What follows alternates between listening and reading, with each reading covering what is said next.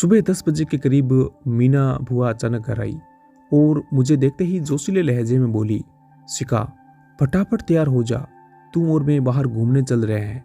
कहाँ? मैंने फौरन खुश होकर पूछा। घर से निकलने के बाद मालूम हो जाएगा, तू जल्दी से तैयार तो हो जा। क्या मोहित को भी साथ ले चलूं?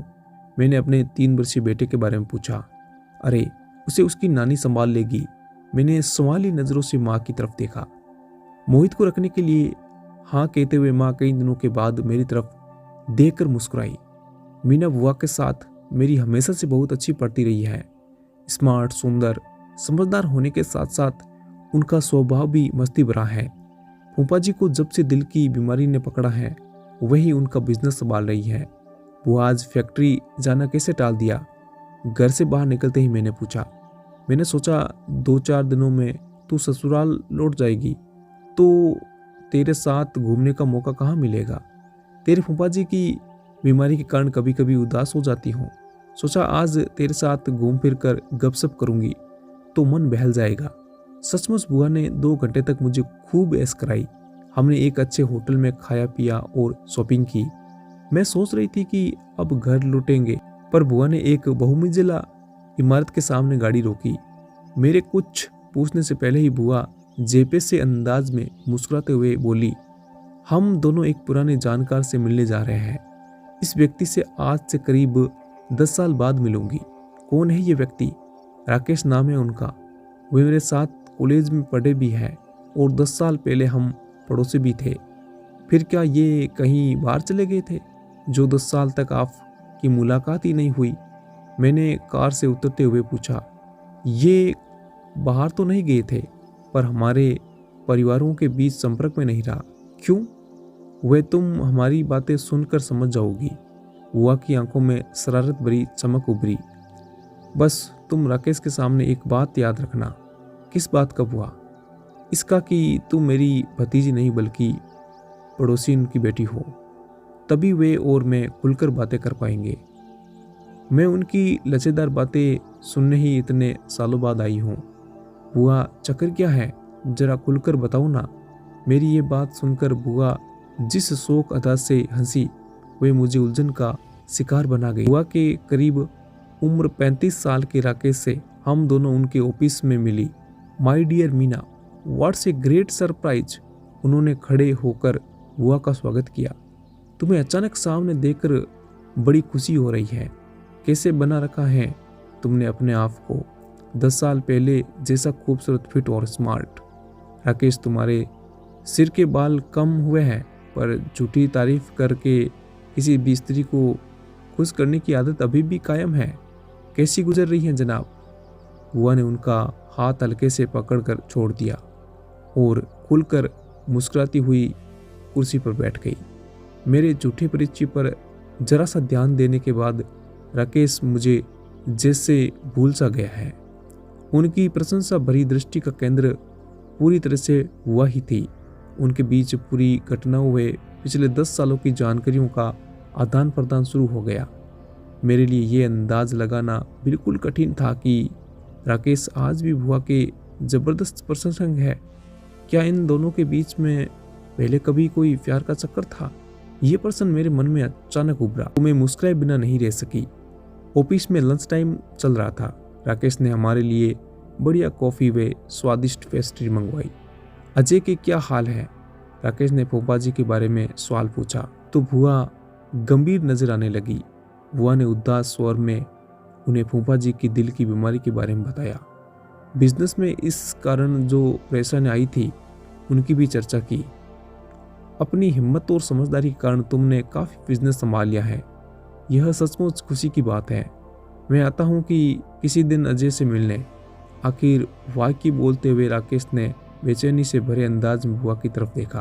बुआ ने कोई जवाब नहीं दिया तो राकेश ने भावुक लहजे में कहा, मीना, आगे कोई भी कठिनाई आए तो तुम मुझे ज़रूर याद करना। मुझे लगता है कि हमें अब आपस में संपर्क बनाए रखना चाहिए। श्योर, अब चलने की इजाज़त दो। अपना मोबाइल नंबर तो दे दो और जल्द ही फिर मिलने का वादा करके जाओ। राकेश ने आगे झुककर बुआ से हाथ मिलाया और जल्दी से छोड़ा नहीं। कुदरत को मंजूर होगा तो जल्द मिलेंगे। देखो, लंबे समय के लिए फिर से गायब मत हो जाना। पुरानी दोस्ती की जड़ें हमें फिर से मजबूत करनी है। बड़े अपनेपन से अपने इच्छा जाहिर करने के बाद राकेश ने बुआ का मोबाइल नंबर नोट कर लिया। लिफ्ट से नीचे आते हुए मैंने बुआ को छेड़ा, बुआ, ये बंदा तो आज भी आप पर पूरी तरह से फिदा है। आप दोनों के बीच प्यार का चक्कर था ना कभी? ऐसी बातें किसी और के सामने कभी मत करना सिखा। मेरा अंदाज सही है ना? चुप कर, बुआ ने मुझे प्यार से डांटा। बुआ की जिंदगी में अजय फूफा जी के अलावा एक अन्य पुरुष भी कभी प्रेमी के रूप में मौजूद रहा है। इस बात को सोचकर मन ही मन अचंभा महसूस करती मैं बुआ की बगल में बैठ गई। कार को घर की दिशा में ले जाते देख मैंने बुआ से पूछा, अब हम कहाँ जा रहे हैं? अतीत के एक दोस्त से तो तुम मिल चुकी हो, अब एक पुरानी सहेली से मिलवाने जा रही हूँ तुम्हें। बुआ अजीब ढंग से मुस्कुराई। मैंने उनसे वार्तालाप करने की कोशिश की और वे अचानक हूँ हाँ में जवाब देने लगी। उनके यूं अचानक गंभीर हो जाने से मैंने अंदाज़ा लगाया कि शायद वे राकेश या अपनी इस पुरानी सहेली के बारे में बातें करने में उत्सुक नहीं है। बुआ ने बड़े बंगले के सामने कार रोकी। कुछ देर उन्होंने स्टीयरिंग व्हील पर अंगुलियों से इस अंदाज में तबला बजाया मानो सोच रही हो कि उतरूं या नहीं। फिर उन्होंने मेरे चेहरे को कुछ पलों तक ध्यान से देखने के बाद गंभीर लहजे में कहा, चलो मेरी पड़ोसिन की बिटिया रानी, मेरे अतीत के एक और पृष्ठ को पढ़ने के लिए मेरे साथ चलो। घंटी बजाने पर जिस स्त्री ने दरवाज़ा खोला वे भी मुझे बुआ की उम्र की ही लगी। उनके माथे पर बड़े बाल और बीचे होठ शायद उनके स्वभाव की शक्ति की तरफ इशारा कर रहे थे। पहली नज़र में वे बुआ को पहचान नहीं पाए, फिर आंखों में पहचान के भाव उठने के साथ साथ पहले हैरानी और फिर नफरत व गुस्से के भाव उभरे। मैंने बुआ की तरफ देखा तो पाया कि वे एक मशीनी मुस्कुराहट होठों पर बनाए रखने का पूरा प्रयास कर रही है। पहचाना मुझे अनीता? बुआ ने सहज लहजे में वार्तालाप आरंभ किया। तुम मेरे घर किस लिए आई हो? क्या अंदर आने को नहीं कहोगी? बुआ ने सवाल पूछने से पहले एक गहरी सांस ली थी। सॉरी, अपने घर के दरवाजे मैंने बहुत पहले तुम्हारे लिए बंद कर दिए थे। आज 10 साल बाद भी मुझसे तुम्हारी नाराजगी खत्म नहीं हुई। जो जख्म तूने मुझे दिया था वह कभी नहीं भरेगा। शायद मेरे माफ़ी मांगने से भर जाए और यही काम करने में आज आई हूँ। जीते जी तो मैं तुम्हें कभी माफ़ नहीं कर सकती हूँ मीना, पर क्यों? दोस्ती की आड़ में तुमने मेरे वैवाहिक जीवन की खुशियों को नष्ट करने की कोशिश की थी। मेरे साथ विश्वासघात किया था तुमने। मैं अपना अपराध स्वीकार करती हूँ। मेरी 10 साल पुरानी गलती को भुलाकर मुझे माफ़ कर दो अनीता, प्लीज़। तुम्हारे माफ़ कर देने से मेरे दिलो दिमाग को बहुत शांति मिलेगी। बुआ ने उनके सामने हाथ जोड़ दिए। मैं चाहकर भी तुम्हें माफ़ नहीं कर सकती हूँ। अनीता की आवाज़ गुस्से और नफरत की अधिकता के कारण कांप उठी। मेरे पति के साथ अवैध संबंध बनाकर तुमने हम पति पत्नी के प्रेम व विश्वास की नींव को सदा के लिए खोखला कर दिया था। तुम्हारी उस भूल के कारण हम आज तक फिर कभी एक दूसरे के दिल पर प्यार की जगह नहीं बना सके। तुम चली जाओ यहाँ से। आई हेट यू अनीता की ऊंची आवाज़ सुनकर एक किशोर लड़की घर के अंदर से हमारे पास आ पहुंची। उसका चेहरा अनीता की बातें सुन लेने के कारण गुस्से से तमतमा रहा था। इस वक्त बुआ और अनीता की आंखों में आंसू थे।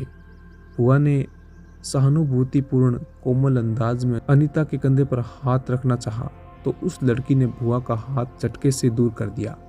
मेरी माँ को अपने नापंग हाथों से मत छुओ, गंदी औरत। वह लड़की गुस्से से फट पड़ी। मैं सब जानती हूँ तुम्हारे बारे में। तुम्हारे चक्कर में फंसने के बाद पापा ने कभी अच्छे पति बने ने अच्छे पिता।